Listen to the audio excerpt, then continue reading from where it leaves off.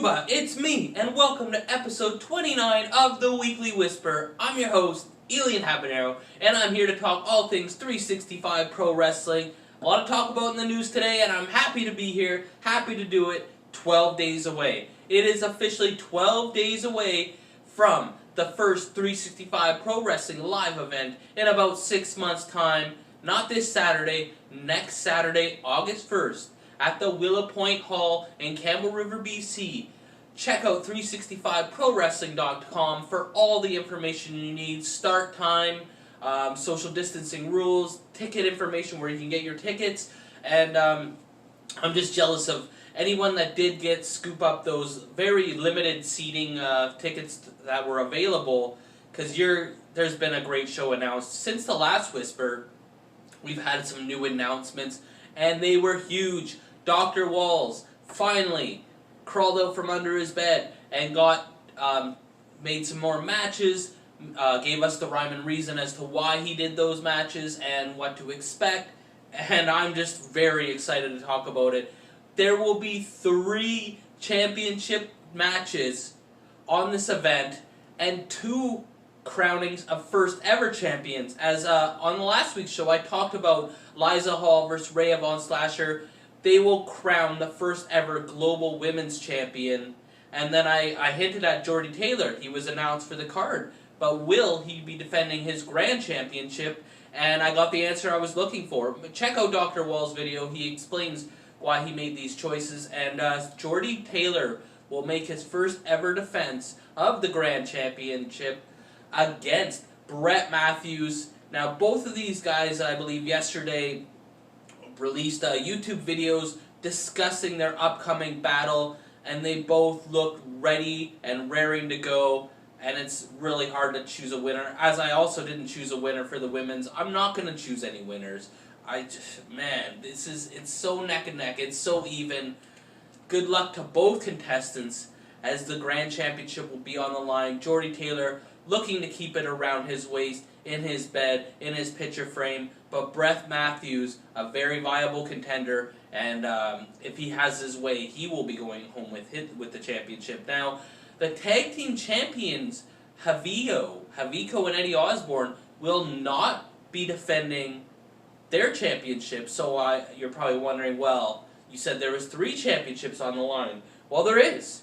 They are not only going to crown the first ever global women's champion, they are going to crown the first ever 365 global champion, and they're going to do it.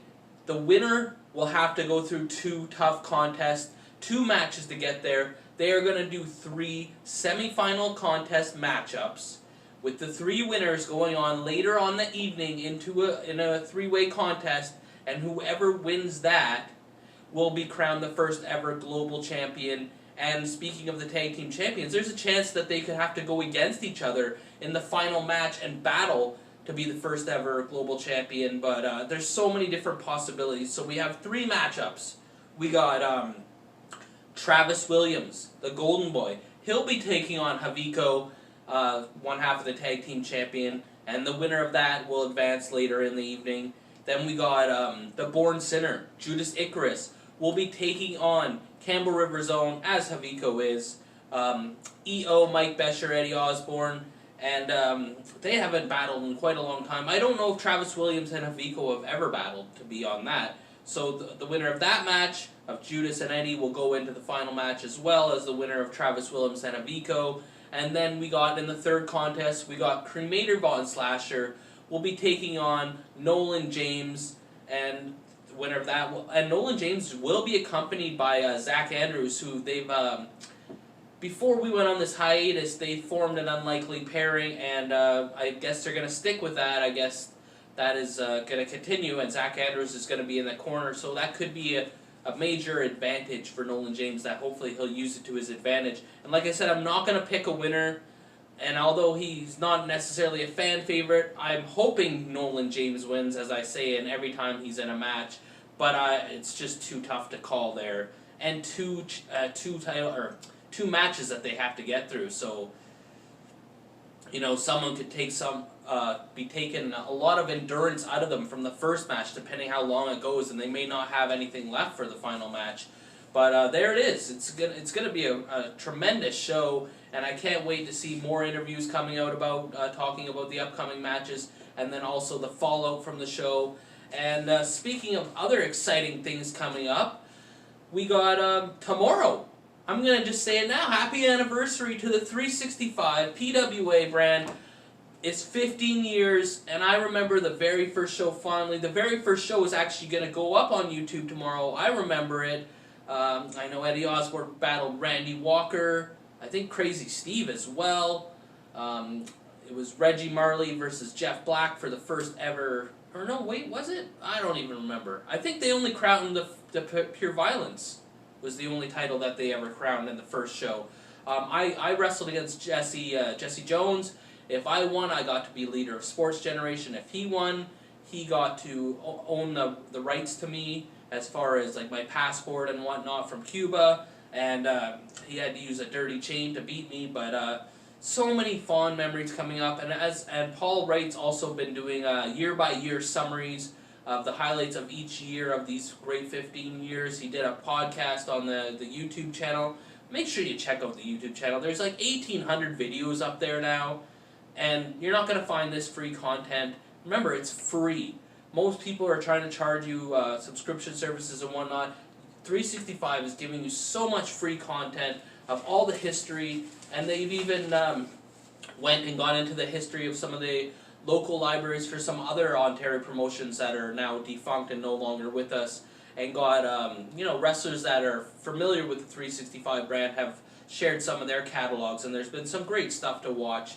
I've enjoyed watching it all myself and just learning the history of people that came before me and also what other people did when they weren't in 365. So it's been great. So head on over there, subscribe, check out the Paul Wright video, check out the Dr. Walls video, check out the Jordy Taylor video, the Brett Matthews video, and all the weekly whispers.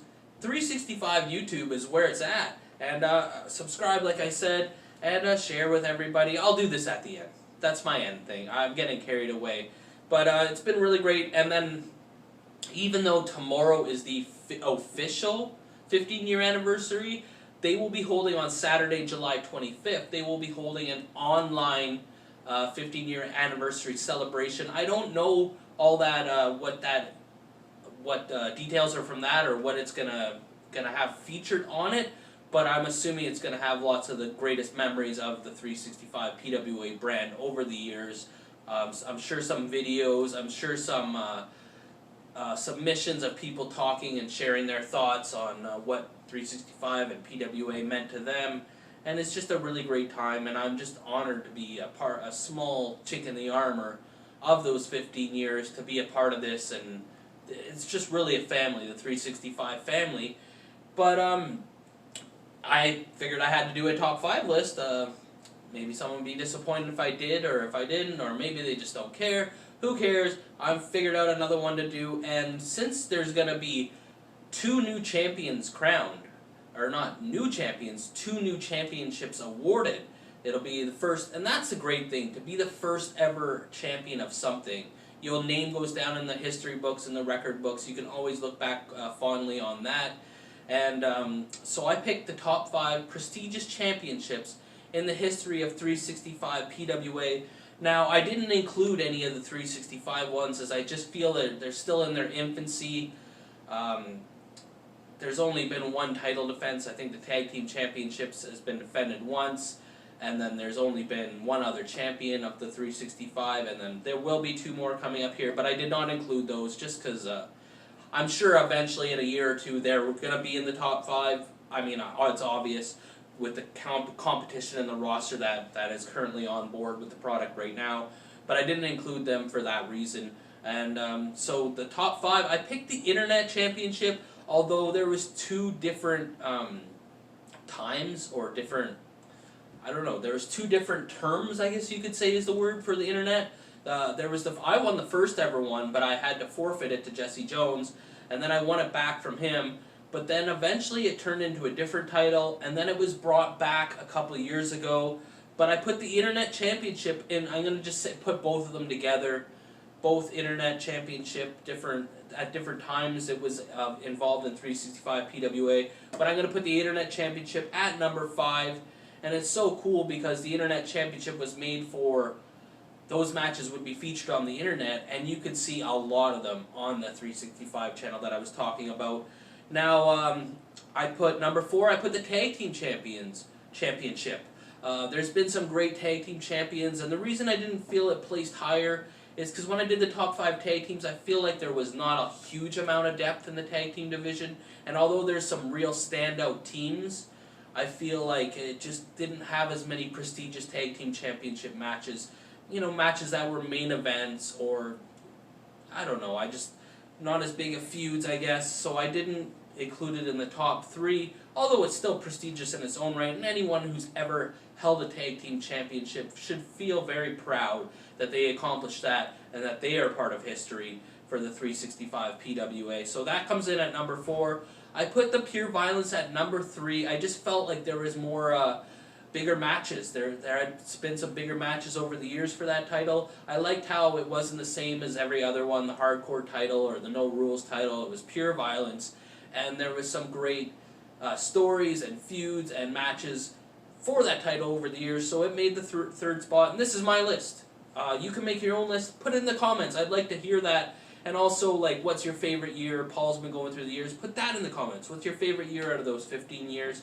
And then at number 2, I picked the Elite Women's Championship. It could have been number 1 after so many great matches, so many great champions over the years, but I felt like it was second to the number 1, which was the Pure Wrestling Championship. I always felt like that was the big one. Now, there were some other ones I missed. There's the Ontario title, there was a BC title, there was an Elite title at one point.